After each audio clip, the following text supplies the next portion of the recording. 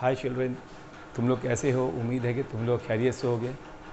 आज हम लोग क्लास 10 का ब्लिस में से एक चैप्टर जिसका नाम है द पासिंग अवे ऑफ बापू वो करने जा रहे हैं।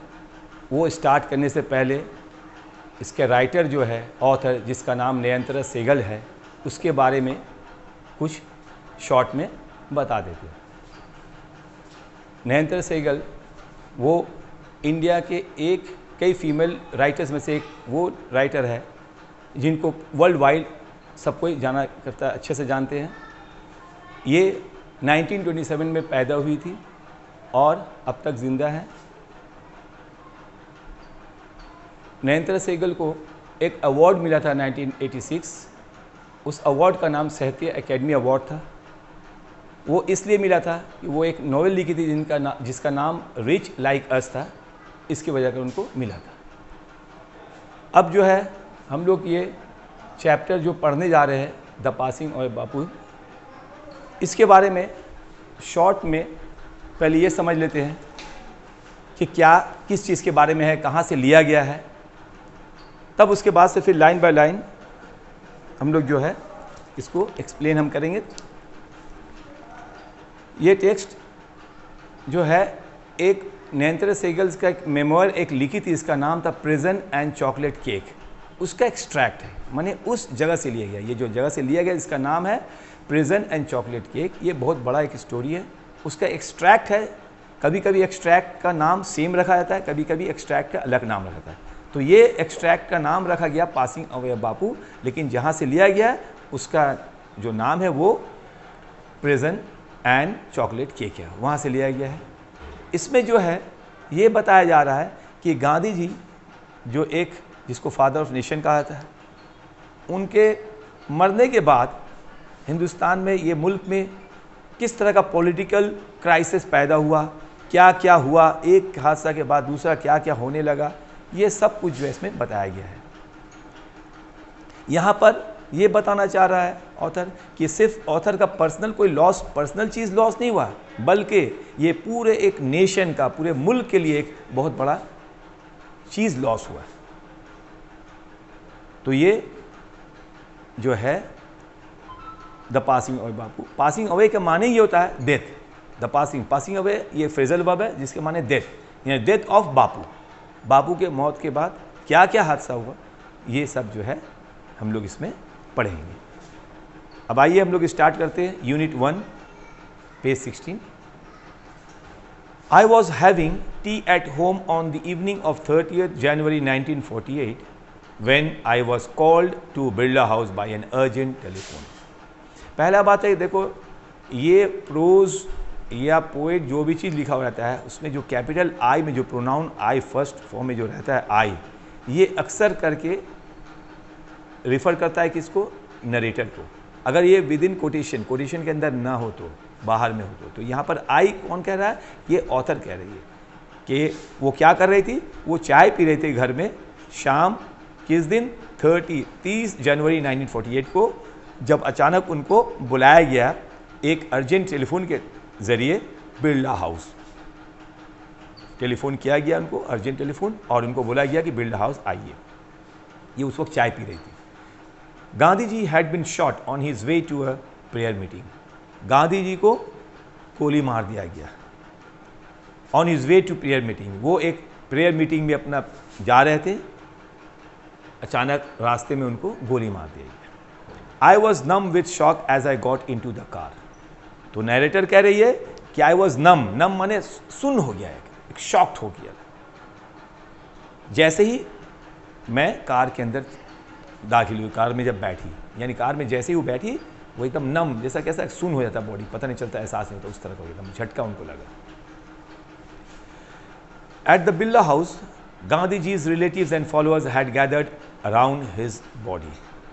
तो बिरला हाउस में कौन कौन लोग थे? गांधी जी के रिलेटिव्स, रिश्तेदार, फॉलोअर्स, उनके मानने वाले, हर कोई उनके बॉडी के, उनका जो लाश रखा हुआ था उसके चारों तरफ घेर करके बैठे हुए थे। There was silence in the room as Gandhi ji breathed his last. जैसे गांधी जी आखिरी सांस लिए, यानी जैसे उनका रूह परवाच हुआ, तो खामोशी तारी हो गया रूम में, चारों तरफ खामोशी, कहीं से आवाज़ नहीं। Words of Bapuji's death had spread through Delhi like a flame fanned by wind।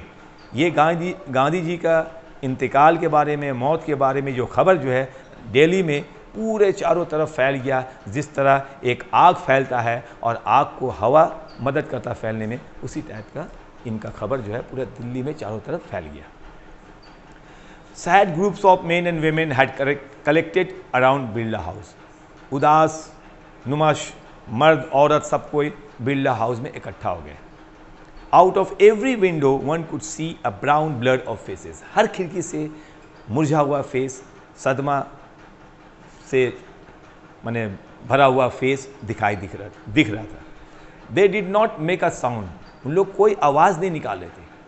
There was an unnatural silence, यानी एकदम ऐसा साइलेंस जो कभी हो नहीं सकता है, एकदम खामोशी, एकदम चारों तरफ खामोशी। It was as if time stood still for those few minutes. इतना खामोशी हुआ कि लगता था कि कुछ लम्हा के लिए घड़ी जो है रुक गया, कुछ मिनट्स के लिए घड़ी रुक गया, एकदम हर चीज खामोश। The people were too stern to speak in the beginning. Stern माने शॉक्ड, माने लोग इतना शॉक्ड हो गए थे कि शुरू में लोग कुछ बोल नहीं पा रहे थे कि क्या हुआ। यानी कि जब किसी के साथ कोई बहुत बड़ा हादसा हो जाता है, अल्लाह ना करे, तो फिर क्या होता है, लोग इतना शॉक्ड हो जाते हैं कि मुंह से कुछ बोल ही नहीं निकलता। उस तरह लोगों के साथ हुआ। Later they clamoured widely shouting in crying. Clamoured के माने डिमांडेड लाउडली। पहले तो खामोश थे, बाद में अचानक सब एकदम चिल्ला पड़े और चिल्लाने लगे और रोने लगे सब कुछ। दे जॉसेल्ड माने धक्का धुक्की करके एकदम आगे निकलना। तो they jostled one another in a stampede to break into the house. Break into के माने होता है इंटर फोर्सिबली, जबरदस्ती दाखिल होना। ब्रेक इनटू फ्रेजल वर्ब है, इसके माने इंटर फोर्सिबली, यानी लोग, और स्टैम्पेड माने भगदड़, यानी लोग एकदम भगदड़ मचिया लगता है, धक्का धुक्की दे करके बस कोशिश कर रहे घर के अंदर दाखिल हो जाए। दे काम्ड अ लिटिल। काम माने एकदम इत्मीनान, सुकून, खामोश कुछ देर के लिए हो गए। कब? When it was announced that they would be allowed to see Gandhi ji before the funeral। जब ये ऐलान किया गया कि फ्यूनरल यानी जो उनका अंतिम जो भी उनका जो बॉडी को जो जलाया जाएगा, जो भी कुछ किया जाएगा, उससे पहले लोगों को इजाज़त दी जाएगी कि आकर के लोग देख ले उनको। जब ये अनाउंसमेंट हो गया तो लोग क्या किए? दे काम्ड अ लिटिल। वो लोग खामोश, थोड़ा बहुत खामोश हो गए, क्योंकि लोग अंदर दाखिल होने मांगे थे बॉडी देखने के लिए। जब अनाउंसमेंट हो गया तो फिर थोड़ा बहुत खामोश हो गए उन लोग। When one is faced with the shock of a loved one's death, one whimpers। यानी जब किसी को भी अपने प्यारे चहिता का मौत का सदमा होता है, अगर मौत हो जाता है खुदा न खास्ता और सदमा लगता है, उसको पहुंचता है, दुख तकलीफ होता है, तो वन विम्पर्स माने, तो विम्पर माने cry, to make low crying noises, आहिस्ते आहिस्ते रोना, तो रोने लगते। What will become of me now that he has left me. अब लोग सवाल करते हैं अपना, अब मेरा क्या होगा जब वो हम लोग छोड़ के चले गए। This was surely the question uppermost in the mind of the morning people. Uppermost माने इंपॉर्टेंट समझ लो क्वेश्चन है, सबसे पहला जहन में हर लोग का एक सवाल था, किसके? Morning people. मॉर्निंग माने जो मातम मनाने वाले लोग, जो सदमा मना रहे हैं, उन लोग के अंदर पहला सवाल यही था। क्या था? कि what will become of me now that he has left me. अब हम लोगों का क्या हाल होगा, वो जो हम लोगों छोड़ के चले गए। They look like lost children, खोया हुआ, कोई उसका माँ बाप नहीं, इस तरह का लोग अपने आप को महसूस कर रहे थे। It was the question in many of our hearts as we sat, still shocked and unbelieving। यही हम लोग जो कोई भी वहाँ पर बैठ के थे, हम लोगों के अंदर दिल में यही सवाल था, और हम लोग जो कि शॉक्ड हो गए थे और यकीन नहीं हो रहा था, तो हम लोगों के अंदर भी यही सवाल था कि अब क्या होगा। We listened to the broadcast telling the people of India that their Bapu was no more। हम लोग सब कोई मिल करके बैठ के ये खबर सुन रहे थे, ब्रॉडकास्टिंग रेडियो में हो रहा था कि अब बापू नहीं रहे, वो चले गए। यूनिट 1 हुआ। अब ये unit 2 page 18 Gandhi ji's funeral was to take place the day after his death. यानी गांधी जी का जो अंतिम संस्कार जो उनको जो जलाने का जो सब करने का था वो दूसरे दिन होने वाला था. Hours in advance, people lined the route the funeral procession was to follow. घंटों भर पहले लोग कतार में लाइन में लगे हुए थे. रोड जिस रोड से उनका प्रोसेशन उनका बॉडी डेड बॉडी जाने वाला था उस रोड के दोनों तरफ लोग घंटों पहले लाइन लगाए हुए थे देखने के लिए. Padmasi, Mrs Naidu's daughter, spoke for us all when she said simply, "We will walk." पद्मासी कौन थी? मिसेस नायडू के डॉटर थी. तो वो हम लोग की तरफ से होकर बोलने लगी. क्या बोली? कि वी विल वॉक, हम लोग वॉक करेंगे, पैदल चलेंगे. It is the last time we shall be walking with Bapu. उनका वजह बोलने का ये था कि ये आखिरी वक्त रहेगा जो हम लोग बापू के साथ पैदल चलेंगे. किस किस के बाद से अब तो उनको जला दिया जाएगा तो फिर कुछ बचा नहीं रहेगा, इसलिए वो बोले. It was an agonising walk. Agonising मैंने पेनफुल, एकदम दर्द भरा वॉक था. कोई खुशी में नहीं था, दर्द भरा. Thousand silently watch the procession. Procession माने जुलूस के शक्ल में जो एक लाइन लग के लोग जा रहे थे. तो हजारों लोग खामोशी से उस प्रोसेशन को देख रहे थे. उनका जो जनाजा का जो जा रहा था उसको देख रहे थे. Bapu lay on an open truck covered with flowers. Bapu कहाँ उनको रखा गया था? एक ओपन ट्रक था, खुला हुआ ट्रक जिसमें पूरा फ्लावर्स से फूल वगैरह से भरा हुआ था. वहीं पर उनको रखा गया था उनका बॉडी को. Thousands of people wept माने cried. हजारों लोग रो रहे थे. Trying to touch बापू's feet. और लोग कोशिश कर रहे थे उनका पैर छूने के लिए. It was impossible to move in the thick crowd. इतना thick crowd था, भीड़ इतना ज़बरदस्त था कि मुमकिन नहीं था कि लोग ठीक से मूव करे चले. बहुत परेशानी हो रहा था. As I moved forward slowly, I understood I was not merely in the midst of grieving people. I कौन कह रहा है? वही नेटर कह रही है कि जैसे ही मूव कर रहे थे हम तो हमको समझ में आया कि I was not merely. Merely means only. यहाँ मेरली माने ओनली. सिर्फ हम अकेला नहीं है इस ग्रीविंग पीपल के बीच में. यानी मेरे साथ साथ और भी लोग हैं जो इस तरह मातमशुदा और अफसोस में भरा हुआ चेहरा उन लोग माने लोग भी हैं. हम अकेला नहीं है. This was even more than the funeral procession of India's beloved leader. This was even more than the funeral procession of India's beloved leader. India का जो बिलवेड में प्यारा जो लीडर, उनका एक सिर्फ ये प्रोसेशन फ्यूनरल प्रोसेशन नहीं था बल्कि इससे और भी ज़्यादा कुछ माने रखता था. I was among people for हुम walking with Bapu had a special meaning. क्या था? बता रही है कि मैं उन लोगों में से एक थी जिसके लिए बापू के साथ चलना एक माने रखता था, स्पेशल मीनिंग था. यानी ऐसे यूं ही नहीं चल रहे थे बल्कि माने. We had walked with Bapu over the rough and smooth of India's recent history. बोले कि इंडियाज़ का रिसेंटली जो हिस्ट्री में जो हम लोगों ने उनके साथ बापू के साथ जब जिंदा थे तो हर जगह घूमे चले उनके साथ. We could not now accept the fact that the man who had led us over many difficult paths was never going to walk with us again. ये हम लोग जो है एक्सेप्ट नहीं कर पा रहे थे, इसको मंजूर नहीं कर रहे थे, मान नहीं पा रहे थे कि वो शख्स जिसके साथ हम लोग कई तकलीफ बर्दाश्त किए, कई परेशानी में हम लोग निकले और बहुत सा काम मूवमेंट में हिस्सा लिए थे, वो शख्स अब हम लोग के साथ नहीं है. वो शख्स अब ख़त्म हो गया. ये यकीन नहीं हो रहा था, एक्सेप्ट नहीं कर पा रहे थे. बापू स्लाइट फिगर, स्लाइट मतलब एकदम दुबला पतला फिगर, बॉडी उनका हैड वॉक किए थे. स्टाफ इन हैंड, स्टाफ माने छड़ी, स्टिक उनके हाथ में था, छड़ी. Over a large part of India. India के चप्पा चप्पा हर जगह वो गए थे. एक दुबला पतला एक बदन और हाथ में छड़ी लिए हुए चारों तरफ, हिंदुस्तान के चारों तरफ वो गए थे.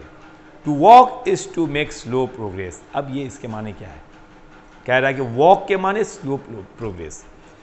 अब यहाँ स्लो प्रोग्रेस से क्या मतलब है? अगर इंसान किसी भी चीज़ में कहा था slow and study wins the race, आहिस्ते आहिस्ते हो लेकिन सही से हो. यानी वॉक करने से क्या होता है कि लोग दायां बायां हर कुछ को देखते हुए जाएंगे. और किसी गाड़ी में निकल पड़े स्पीड से तो बहुत कुछ का परेशानी भी होगा, बोलने भी चाह रहा होगा तो उसको ओवरलुक करते हुए हम क्रॉस कर जाएंगे. लेकिन वॉक करेंगे तो कम से कम किसी का दायां बायां कहाँ किसका क्या प्रॉब्लम है वो ठहर के रुक के उसका प्रॉब्लम सुन सकते, उसको हल कर सकते हैं। इसीलिए कहा जा रहा है कि to walk is to make slow progress. ये स्लो प्रोग्रेस, वॉक करने माने स्लो प्रोग्रेस, यानी ये वो स्लो प्रोग्रेस नहीं है कि जो जिसको ख़राब अंदाज में कहा जा रहा है, बल्कि वो है कि थोड़ा देर होगा लेकिन दुरुस्त होगा, अच्छे से प्रोग्रेस होगा। It is to think with clarity and closely look at all that is around you। जब पैदल चलेंगे तो एकदम क्लियरली सब कुछ को और बगल में क्या है नहीं है उसको हर चीज़ को देखते हुए जाएंगे। From small insects to the horizon in the distance, छोटा छोटा कीड़ा से लेकर दूर दराज तक का कुछ भी होगा, किसी चीज़ को ओवरलुक नहीं करेंगे, किसी चीज़ को नज़रअंदाज नहीं करेंगे, कोई चीज़ छूटेगा नहीं, हर चीज़ को हम देखते हुए, हर चीज़ परेशानी, हर का परेशानी को, प्रॉब्लम को हल करते हुए हम निकलेंगे। मोरओवर, और इससे ज़्यादा क्या है, to walk was often the only way open to the average Indian. एक तो वजह है कि सबको हम लोग देखते हुए जाएंगे, दूसरा वजह है कि एवरेज पीपल, यानी ज़्यादातर जो एवरेज पीपल ऑफ इंडिया, जो लोग इंडियन जो थे, यही एक लोगों का एक ज़रिया था, क्योंकि हर कोई के पास 4 चक्का और 2 चक्का गाड़ी वगैरह नहीं था। एवरेज पीपल के पास एक ही चीज़ था, वो है 2 पैर जिससे वो चल सकता है। तो इसलिए भी गांधी जी इसलिए भी इन लोग का कहना है कि हम लोग इसलिए पैदल चले कि ताकि ज़्यादातर लोग का जो है यही उन लोग के पास है और कोई ज़रिया नहीं है। It required no vehicle except his own body and cost him nothing but his energy. Walk करने से क्या होगा, सिवाय बॉडी का और कोई चीज़ की ज़रूरत नहीं है, और साथ साथ एनर्जी बस मिलेगा, और इसके अलावा कोई उसका खर्चा नहीं होगा।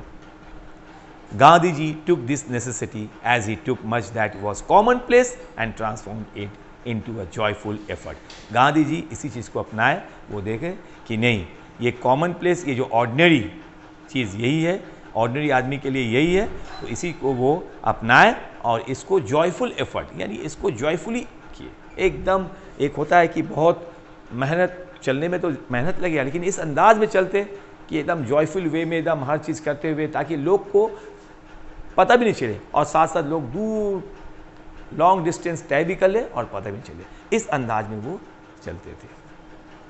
Last unit 3, some days after the funeral. अब कह रहे हैं कि फ्यूनरल के कुछ दिन बाद A special train took Gandhi जी's ashes to Allahabad, यानी गांधी जी का फ्यूनरल हो गया, जला दिया गया, सब कुछ हो गया। उसके कुछ दिनों बाद एक स्पेशल ट्रेन गांधी जी का ऐश की माने उनका राख जो जला हुआ था, वो ले करके इलाहाबाद गया। एक ट्रेन, स्पेशल ट्रेन में राख गया। The compartment was decked with flowers, decked माने डेकोरेटेड।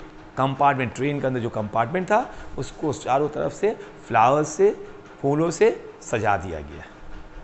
डेक मीन्स डेकोरेटेड, सजा दिया गया। People on the train सैंग bhajans, जो ट्रेन में लोग थे उन लोग भजन गा रहे थे। People did not weep any more for they could feel Gandhi ji's presence amid the flowers and the song. अब लोग रोना बंद कर दिए, नहीं रो रहे थे। क्यों? क्योंकि यहाँ फॉर बने बिकॉज कह सकते हो या एज, क्योंकि they could feel Gandhi ji's presence amid the flowers and the songs, क्योंकि लोग महसूस कर रहे थे कि ये जो फ्लावर्स और सॉन्ग जो है इसके बीच गांधी जी मौजूद हैं। इसी उनके माने इसी थिंकिंग को, इस सोच को कि गांधी जी मौजूद है, उन लोगों ने रोना बंद कर दिया। Eight every station sorrowful crowds filled the platform. Her station पर जहाँ भी जा रहे हैं लोग, जिस स्टेशन भी ट्रेन रुक रही है, प्लेटफॉर्म में लोग भीड़ लगाए हुए इंतज़ार कर रहे हैं उनका ऐश को देखने के लिए।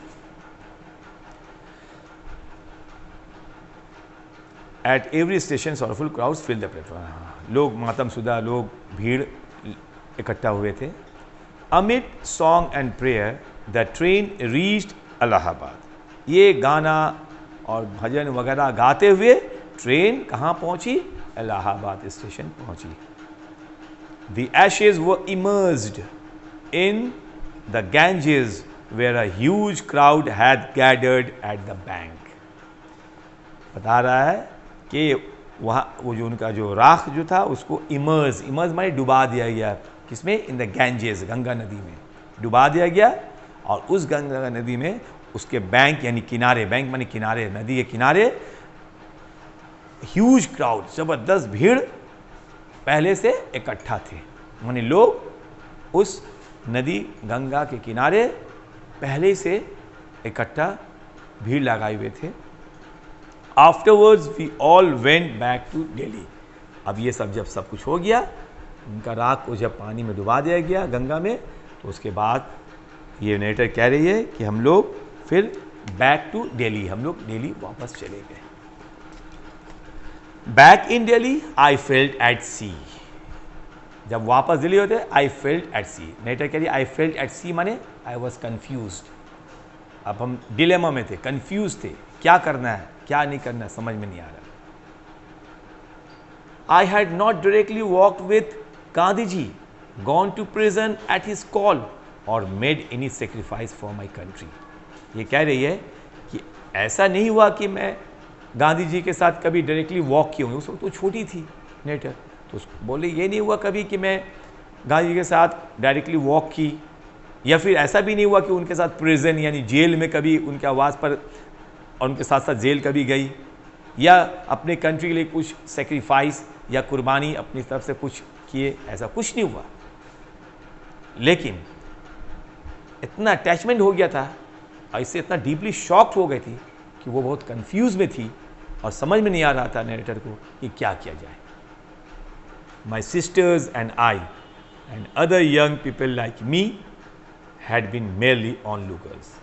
ये कह रही है कि मेरी बहनें हो बहुत, या मैं खुद हूँ, या फिर और भी बहुत सारे लोग जो मेरे उम्र के जो भी होंगे, उन लोग कोई भी जो है कोई किसी चीज़ में पार्टिसिपेट कभी नहीं किया, लेकिन सिर्फ और सिर्फ बता रहा है कि ऑन लुकर्स थे, ऑन लुकर यानी सिर्फ देखने वाले, तमाशाई में देखने वाले थे हम लोग और कुछ नहीं। But still I felt at sea, लेकिन फिर भी हम घबराए हुए थे,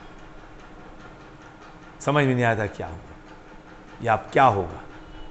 आई फेल्ट, मुझे महसूस हुआ कि I had grown up with in a magic circle, कि लगता है हम कोई मैजिक सर्कल में पैदा हुए। और with Bapu's passing away I felt the magic circle had vanished leaving me unprotected. और ऐसा मैजिक सर्कल में पैदा हुए और बापू जी के गुजर जाने के बाद, पासिंग अवे माने गुजर जाना, डेथ, उनके मौत के बाद लगता है कि वो मैजिक का सर्कल जो है वो गायब हो गया और हम अनप्रोटेक्टेड, गैर महफूज रह गए। इस टाइप का यानी उनको शॉक या उनको सदमा पहुंचा, शॉक लगा उनको कि इस टाइप का लगा मुझे, अब अनप्रोटेक्टेड, अब हमको कौन प्रोटेक्ट करेगा, कौन बचाएगा, गैर महफूज हो गए। With an effort I Rouse my self, अपने आप को बहुत जद्दोजहद, अपने आप को बहुत मेहनत मुशक्क़त करके अपने आप को संभाल कर अपने आप को समझाना पड़ा, और समझाने के बाद से अपने आप हम जागे उठे, यानी अब ये सदमा से निकल पड़े और अपने आप को पूछे, आई आस्क्ड माई सेल्फ, अपने आप को पूछे, क्या पूछे? Had Bapu lived and died for nothing? पहला सवाल कि क्या बापू जब जिंदा थे तो वो यूं ही जिंदा रहे और मर गए, कुछ किए नहीं, बस यूं ही उनका उम्र पार हो गया? ये पहला सवाल। How could I so easily lose courage when he was no longer there? अब ये फिर दूसरा सवाल कि जब वो है नहीं तो हम कैसे हो सकता है कि अपना हिम्मत को हार जाए? यानी जब कोई किसी को लीडर मानता है या कोई किसी को बड़ा मानता है तो मानने के माने ये नहीं है कि अब वो मर गए तो उसके साथ साथ हर चीज़ खत्म हो गया है। नहीं, एक तो उस शख्स से लगाव के माने उसके पीछे कुछ और था कि वो भाई कंट्री के लिए बहुत कुछ किए, तो इस वजह कर उनसे लोगों को ज़्यादा मोहब्बत हुआ। लेकिन वो जो चले गए तो चले जाने का माने कि उनका जो मिशन था, जो काम था उनका, वो तो ख़त्म नहीं हुआ। तो ये अपने आप को सोचने लगे, how could I so easily lose courage when he was no longer there? अरे नहीं, अभी कोई बात नहीं है, इतना जल्दी हम हिम्मत हार जाएंगे? My values were not so weak, मेरा भी एक वैल्यूज़ है, मेरा भी अपना एक वकार, एक सब कुछ है, तो इतना कमज़ोर तो नहीं है। मेरे अंदर भी तो कुछ होना चाहिए। Millions of people would have been ordinary folk but for Bapu. यहाँ बट माने एक्सेप्ट, EXCEPT एक्सेप्ट, सिवाय, उनको छोड़कर। कहने मतलब है कि लाखों आदमी जो है हो सकता है ऑर्डिनरी हो सकते हों, but for Bapu, except for Bapu, यानी बापू को छोड़कर। यानी हो सकता है कि लाखों आदमी ऑर्डिनरी आदमी है और के लिए, लेकिन बापू के लिए ये लोग जो है इंडियन जितने भी हो, गरीब अमीर, जिस स्टेटस के लोग हो, हर लोग, हर कोई बापू के लिए एक माने रखता था, एक इम्पॉर्टेंट था, लेकिन ऑर्डिनरी नहीं था। He brought them out of indifference. Indifference के मतलब लैक ऑफ इंटरेस्ट, यानी बहुत लोग ऐसे थे जिसके अंदर इंटरेस्ट नहीं है, कुछ करने का जज्बा नहीं है, लेकिन उनके अंदर इतना कला था कि लोगों को वो मोटिवेट करते, वो बहुत कुछ से निकालते। एंड अवेकन देम, अवेकन माने जगाते।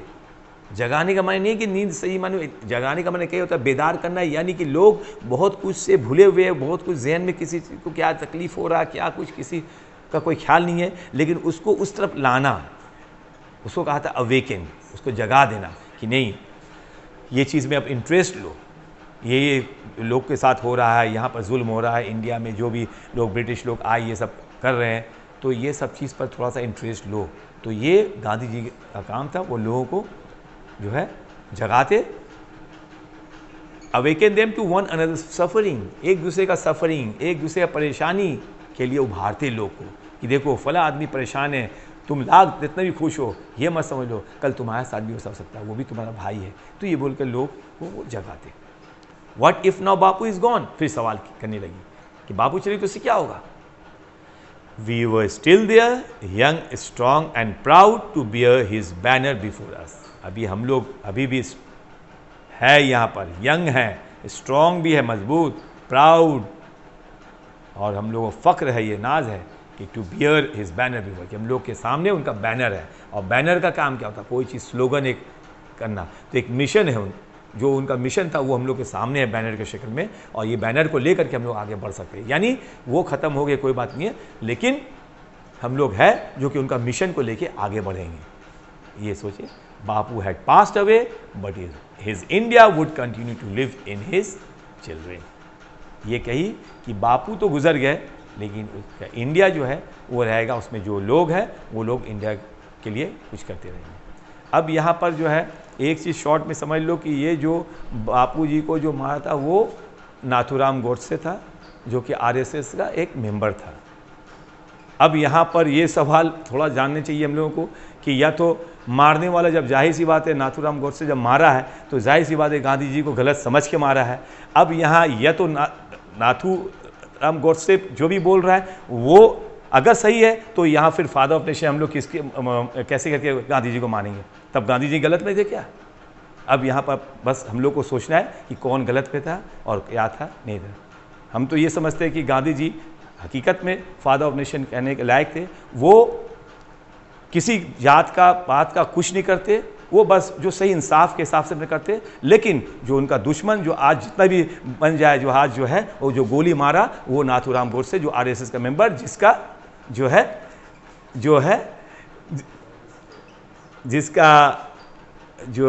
वो आप कह सकते हो अभी जो हम लोगों का जो भी पॉलिटिकली इसमें जो हो रहा है उसी ग्रुप का एक मेंबर था, और जो है उनको मारा।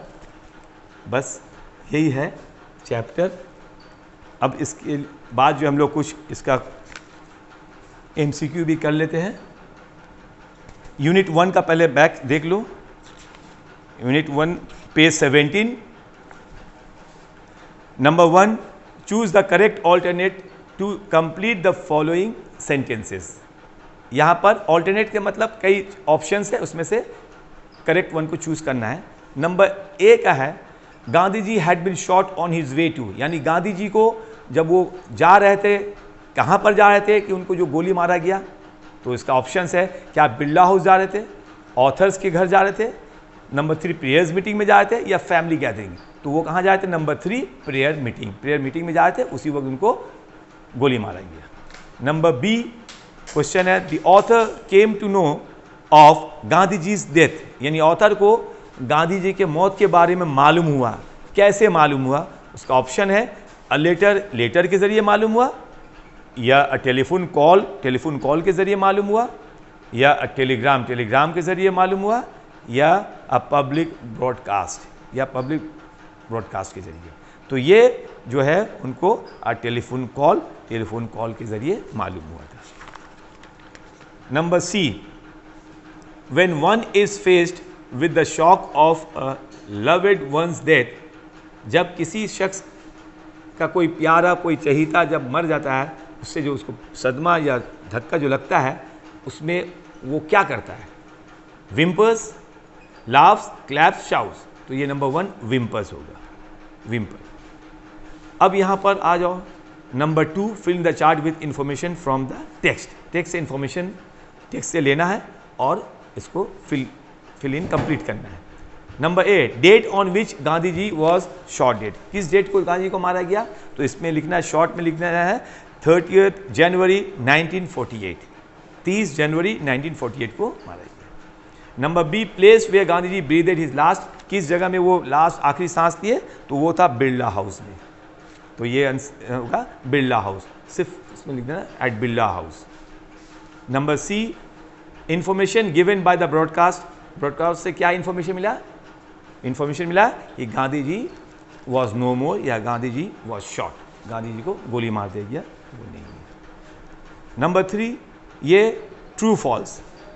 इसमें साथ साथ ये भी लिखा है कि प्रोवाइड सेंटेंसेज या phrases words in support of your answer. अपने आंसर के सपोर्ट में तुमको जस्टिफाई करना है, उसका स्टेटमेंट भी देना पड़ेगा।